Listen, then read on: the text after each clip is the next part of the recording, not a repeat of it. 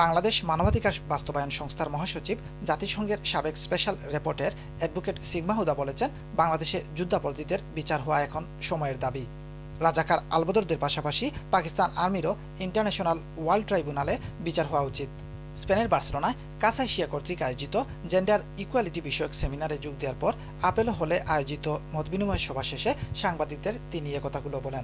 Crime against humanity আমাদের international war ট্রাইব্যুনালে মামলা করার কথা। ক্রাইমস এগেনস্ট হিউম্যানিটি যদি হয়ে থাকে, এই রাজাকার আলবাদার ছাড়াও তো পাকিস্তান আর্মি করেছে, এদের জন্য মামলা হবে না?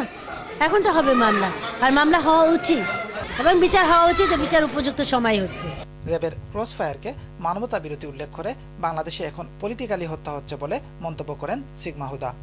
ক্রসফায়ার না বলেন, এনকাউন্টার বলেন, কিন্তু আপনি দেখবেন কারা মারা যাচ্ছে, এবং সন্ত্রাসী তো একটা অধিকার আছে।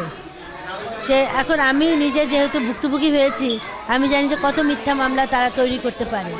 তা আমি তো এখন ক্রসফায়ার যাকে নেয়, আমি চিন্তা করি যে আদৌ কি সে আসলেই সন্ত্রাসী ছিল কি না সে পলিটিক্যাল ডিসেন্ডেন্ট, অন্য পার্টি করে বা অন্য মন্তব্য পালন করে, তাই জন্য তাকে এরকমভাবে হত্যা করা হচ্ছে। এটাই আমি মনে করি। আগে হয়তো আমি বিশ্বাস করতাম যে সন্ত্রাসী বা এখন আমি বিশ্বাস করি না। এখন যখন র্যাব বলে ক্রসফায়ার, আমার মাথার সাথে সাথে চিন্তা আসে এই লোকটা নিশ্চয়ই রাজনৈতিকভাবে তাকে ধরে নিয়েছে এবং সে আদৌ সন্ত্রাসী না। এর আগে তিনি বার্সেলোনা বিএনপি আয়োজিত মতবিনিময় সভায় প্রধান অতিথি হিসেবে যোগ দেন।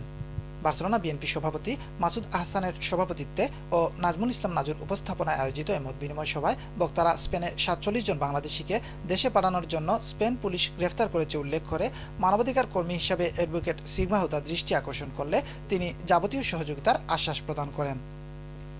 অ্যাডভোকেট সিগমা হুদা তার বক্তব্যে 111-এর প্রসঙ্গ টেনে জেনারেল মঈন ইউ আহমেদের কঠোর সমালোচনা করে বলেন, মঈন ইউ আহমেদ নিজেই একজন অস্বচ্ছ লোক।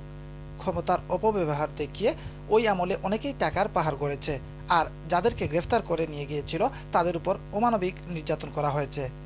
মানবাধিকার কর্মী হিসেবে আটককৃতদের উপর আর্মি নির্যাতন বন্ধের জন্য হাইকোর্টে রিট করার পর মঈন সরকার খেপে গিয়ে তাকে গ্রেফতার করে বলে তিনি তার বক্তব্যে উল্লেখ করেন। মতবিনিময় সভা শেষে স্থানীয় শিল্পীদের অংশগ্রহণে সাংস্কৃতিক অনুষ্ঠানে আয়োজন করা হয়। Shahadul Suhed, channel I, Barcelona, Spain.